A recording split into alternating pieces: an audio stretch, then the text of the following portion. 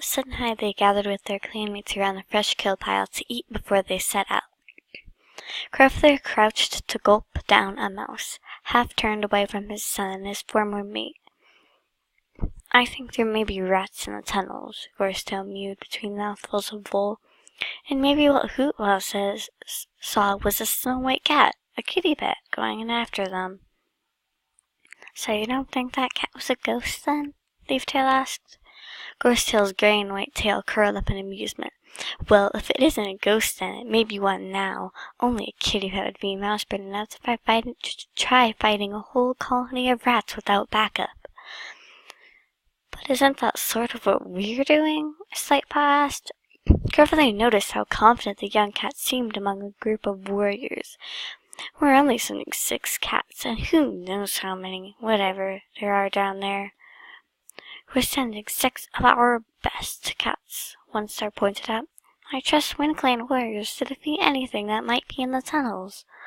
Slightpaw nodded, accepting what his clan leader told him, though Crowfeather spotted some of the others exchanging dubious glances.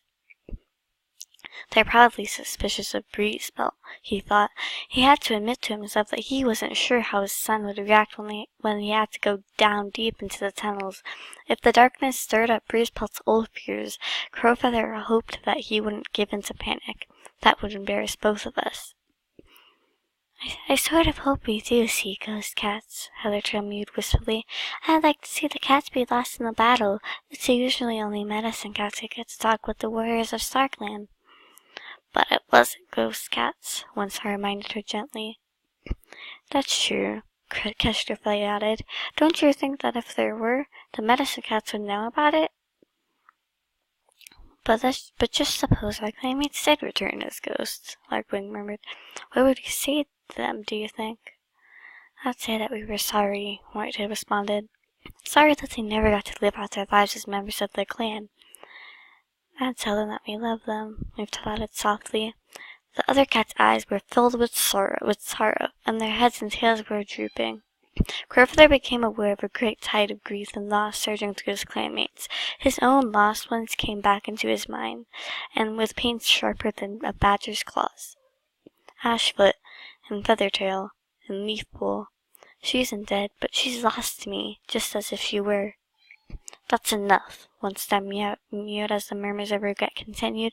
"We must not look back, or we could drown in our grief. Perhaps that is what Casualfright's vision is about."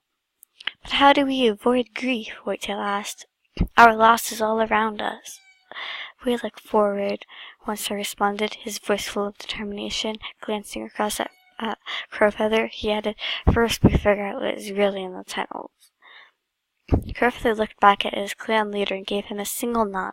Even though they both shared doubts over Hootwell's claims of seeing ghost cats, Crowfeather knew that One Star was happy to have a clear task.